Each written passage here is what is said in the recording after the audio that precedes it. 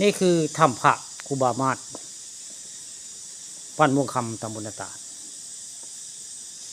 ตอนเช้ามื้อนี้ผู้ข้าปานคำพามาเบิ่งถ้ำพระครูบามาศบ้านม่วงคำตำบลนาตาดนี่แหละอันนี้เพิ่นเฮ็ดเองได้ปูเองกับเบื้องนี่ก็ได้เพิ่นตอนเพิ่นยังเป็นยังคูยังซ่าได้มาเห็นเพิ่นมาลิดในเพิ่นเนาะนี่บริเวณนี้ลาปูเองได้ปูโดยครูบามาศหรือว่าอาจารย์มาศเนี่ยนะปูอันถ้ำพระครูบามาศบ้านม่วงคำตำบลนาตาดเพิ่นเฮ็ดผู้เดียวบดง่ายๆอันนี้ฝีมือเพิ่นแต่ปูเองทุกอย่างเพิ่นเองนะอันนี้ถ้ำพระครูบามาศเพิ่นมาอยู่นี่3 ปีอะบวชนี่3 ปีแล้วเพิ่นจะได้ซิกไว้ง่ายซิกก็เป็นทิศมากยังบ่แม่นจานเพิ่นยังบ่ได้เฮ็ดบุญกงคดไว้ง่ายบ่แม่นจานทิศทิศมาศไว้ง่ายไปคักก็ได้ลาวก็ได้ผู้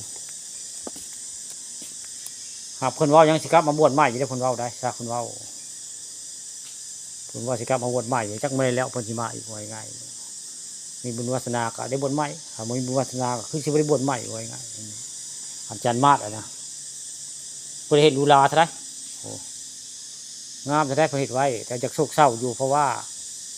บ่มีไผมมาปัดมากวาดไว้ง่ายบ่มีครูเศร้ามาอยู่มันก็เลยอยากเศร้าจักหน่อยไว้ง่ายอันนี้วัดถ้ำพระหรือว่าถ้ำพระ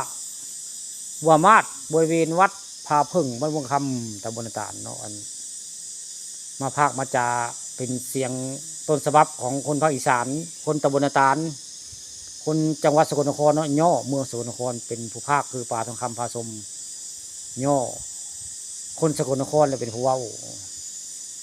นี่แหละออกภาษาย่อคนบ้านเฮาเนาะย่อทวารนางแต่ว่าจังหวัดสกลนครเราว่าย่อได้คือผู้ฆ่าเนี่ยย่อก็ได้ไม่ได้ว่าภาษาอื่นเป็นต้นฉบับการว่ากันจาของป่าทองคำพาสมเนาะไปว่าวงใดกับภาคแบบนี้ละเสียงแบบนี้หรือว่าถ้าสดก็ว่าแบบนี้ผู้ฆ่าป่าทองคำก็เลยพามาเบิ่งวัดอาจารย์มาศหรือว่าทิศมาศนั่นแหละผู้ฆ่าชื่อว่าทิศมาศได้พอเรายังบ่ได้ทำบุญกองฮดบวชยังบ่ได้ฮดไงบวช3 ปีแล้วก็ซิกนี่แหละวัดอาจารย์มาศสร้างกับมือละนี่ทั้งเทิงก็จะมีถ้ำลูกแก้วถ้ำหน้าผาเทิงนี่แหละนี่ถ้าปีนกุ้งไม้นี่ขึ้นไปจะมีถ้ำหน้าผาได้แล้วก็จะมีหอยอันลูกแก้วกิ้งไปกิ้งมาได้เป็นอ่างได้ทั้งเทิงเป็นอ่างถ้ำหน้าผาเป็นอ่างได้ที่ครูบามาศเพิ่นเล่าให้ฟังครูบามาศเว้าทินมาศเพิ่นเว้าวันสินใหญ่เพิ่นสิมีแสงเฮืองลูกแก้วออกลอยออกไปกาอากาศแล้วก็ลอยกลับคืนมาในบริเวณถ้ำอันนี้มื้อนี้ก็ผู้ฆ่าปานคำมันเลยเอามาเว้าให้ผู้ติดตามเบิ่ง